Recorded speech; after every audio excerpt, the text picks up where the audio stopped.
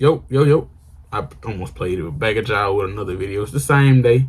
Last horror story for today. I'm gonna stop watching these for today, and I'm gonna go watch probably like an officer of police or some shit like that. They be posting, they've been dropping, and I've been already had everything put out that I was gonna put out this week. So I just kind of I'm like reloading my stock for the rest of the month because I am going.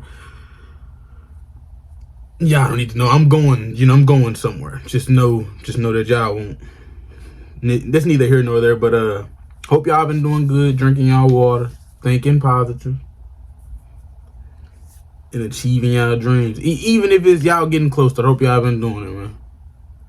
I appreciate the support. I'm probably like 5 away from 500. Maybe y'all, by the time this come out, I should already be at the 500 ski. And I thank y'all for the 500 ski. Road to monetization is still in full effect. But I ain't gonna waste no more time. Let's get into this video. Oh, it's still the horror animated. I don't know if I said that. 22. This the third one out of 22. I'm gonna try to watch all 22, but there is no promises. I'm probably have to write it down that I'm on number 3 and the time that I end. Also, when I come back to it, I could just, y'all understand. But let's get into it. For context, I was 16 years old at the time and also very short and skinny. Probably the least threatening person you could imagine. Hey, you gotta watch out for those.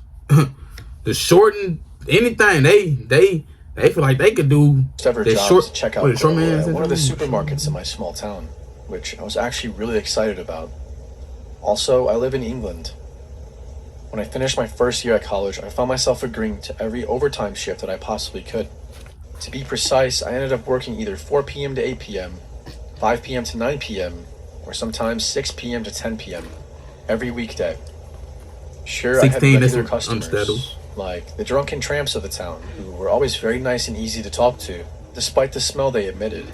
But there was one man who I eventually noticed. Look at his fit, man. Hold on. Look at his fit. First and foremost, look at his fit walking up. Talk to, despite the smell they emitted. But there was man. He got some. I don't even know what this is. This is his name, Tacky. You know he had this on for 3 days. Eventually, even if it is animated, every single day, at the same time, sometimes more than once. He was an Indian man, about 30 years old. Bro, this thing got Halloween pants on. His fit is trash. He had a receding hairline. Yeah. And absolutely always wore horribly patterned shorts. Oh my God. He always wore shorts that looked out of place. Yes. His collection of Hawaiian shirts were very ugly indeed. Nobody who's completely normal would wear that, right? No matter how long my queue of customers was, he'd make sure to join it. If there was 3 people in the queue during their big weekly shop, he would join in on the end, despite always having a basket with never more than 4 items in it. I thought nothing of it the first few times. He came for you. I would always just chit-chat because that's kind of part of the job. No, it's not. He seemed to really like to talk to me, but then again, did you find everything? Some elderly people came in just to talk, so I dismissed that. I realized something was up when he began asking me every day what time I finished that night. I would always tell him that I finished at 11 at night, by which time the supermarket was shut, just because I usually fear the worst. As you should. I like her already. Well, 16, I don't like her. I like that answer from her. That's what I'm gonna say. She's, even if it's anime, I ain't gonna lie, folks be doing, hey, caught myself. But I like that answer. Say it different. And if he asks for her name, dang, it's on her thing though. It's on her thing, so it's kind of hard. He know your name if it's on your badge. Say 11. Or say it, yeah, come on. A month and a half or so later, when he came to my aisle as usual, but this time seeming to be annoyed. He was shouting, "I waited outside for you at 11:15 every night for the last week. I didn't see you, not once." Ain't nobody asked you to do that. Nigga, bag up. To both exits, you've lied to me. Creep alert much.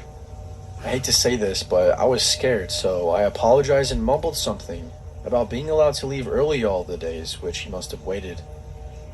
In general, I hated upsetting people, no matter how creepy or... I'm starting to not like you. Don't they? I don't know when this was, but I'm pretty sure back. Why am I acting like this is like real life? It's ain't true.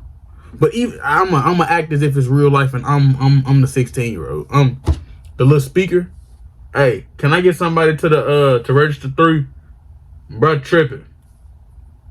Hang up just like that. But I've learned my lesson now. On another occasion, he asked me for my number, to which I told him I didn't have one.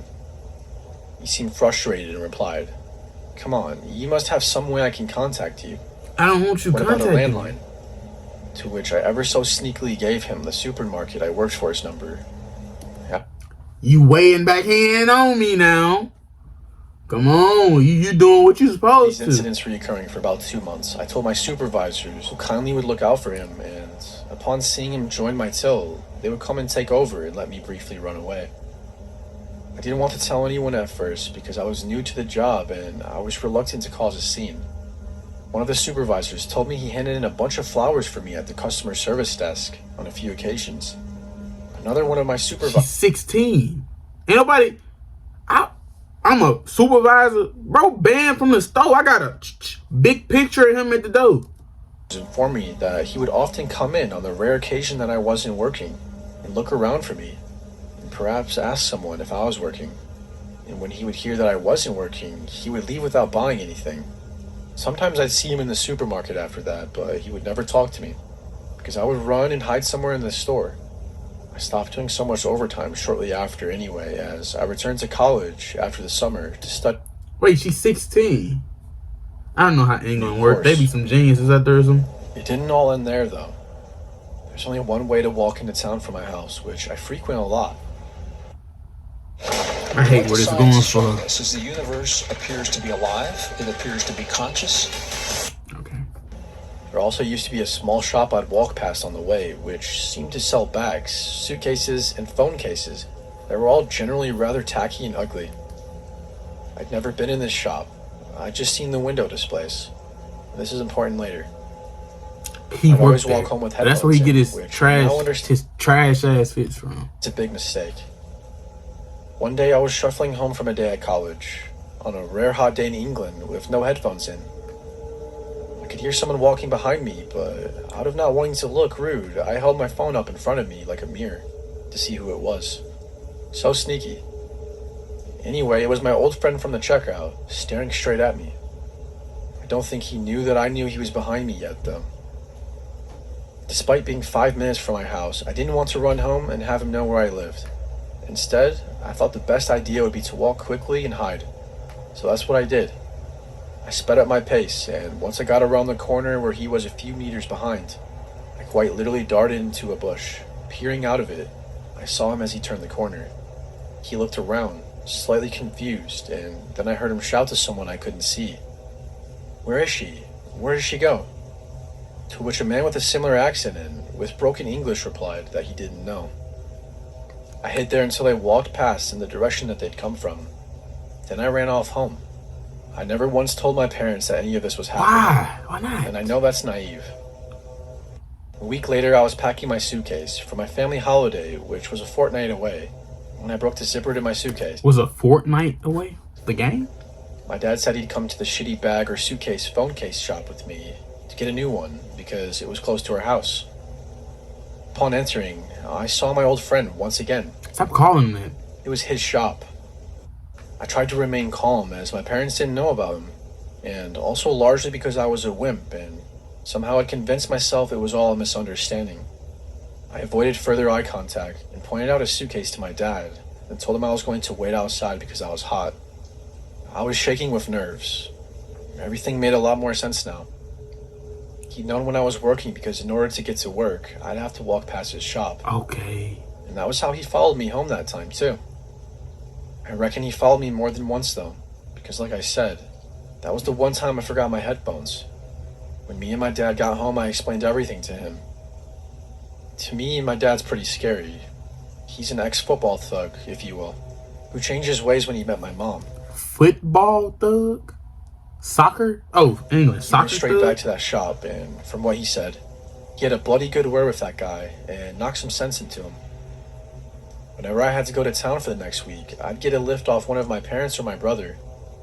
Then, when we returned from our 3-week holiday, the shop and flat above it, where he must have lived, was boarded up. I haven't seen this creepy man since, and I've gained a lot more confidence in the year and a bit since this all happened. I can't believe he was so close by the whole time.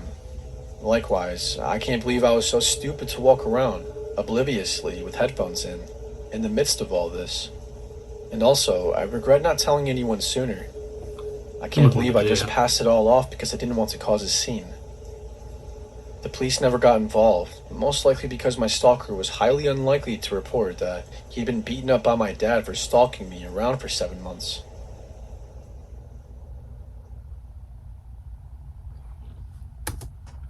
And that's it for the video. Third one is the charm. I think I like that one more than the other ones. I ain't gonna lie to you. But thank y'all for watching. I appreciate the support. Yes, I am kind of tired. Y'all know about the other couple ones what I've been hooping and things of that nature outside, getting active. I'm gonna end it just like that. I appreciate y'all. Thank you for watching. I hope you enjoyed. Peace.